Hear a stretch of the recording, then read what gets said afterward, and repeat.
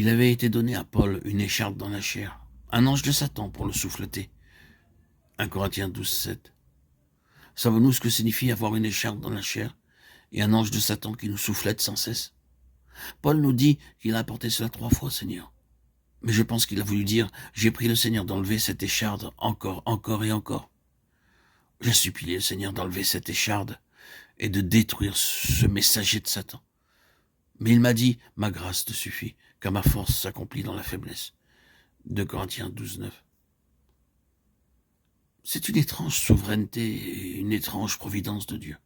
Il semble parfois qu'il mette des difficultés dans notre vie et rende le chemin dur pour nous. Et ensuite, dans la grâce qu'il nous témoigne, nous le glorifions. Personne ne sait ce qu'était l'écharpe de Paul. Beaucoup de chrétiens le soupçonnent et d'autres pensent le savoir, mais je ne pense pas que personne puisse le comprendre. C'est évidemment quelque chose que l'on pouvait remarquer en disant « Oh, Paul est très éprouvé par cela. Je suis heureux de ce que le Seigneur ne m'ait pas appelé à suivre un chemin aussi dur. Ce pauvre homme doit connaître ce qu'est la souffrance.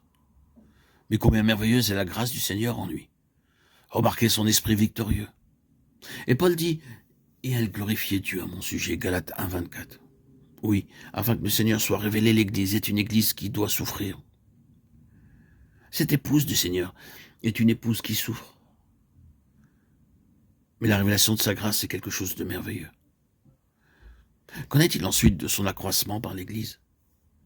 Nous en avons déjà parlé beaucoup. Le Seigneur, par son Église, veut amener beaucoup d'âmes dans le royaume. Paul a dit l'évangile qui a été prêché à toute créature sous le ciel, Colossiens 23. Et Pierre a déclaré, le Seigneur, voulant que personne ne périsse, mais que tous, au contraire, viennent à la repentance. 2 Pierre 3, 9.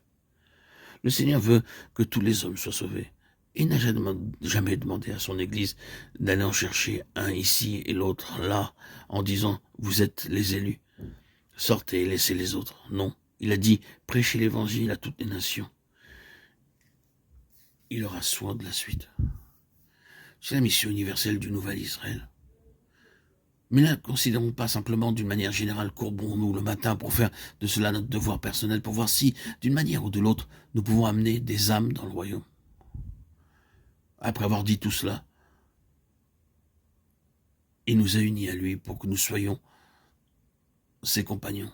C'est la chose suprême à laquelle nous avons été appelés. Nous avons été rendus compagnons de Christ. C'est pourquoi, frères saints, compagnons de la vocation céleste. Je confesse de ne pas comprendre ceci, que le Seigneur désire faire de nous ses amis, non seulement unis officiellement à lui, mais liés à lui comme ses amis, être un ami du Seigneur. Je ne peux que vous dire, gardons ce mot et demandons-nous continuellement comment un ami agirait-il en cette question. Quelle décision prendrait un ami? Je suis appelé à être l'ami du Seigneur. Je ne dois pas manquer à mon rôle d'ami. Je ne dois pas le décevoir dans ce lien d'amis. Je ne dois pas le lâcher. Il compte sur moi comme son ami. C'est la part la plus haute et la plus sacrée de toute cette relation.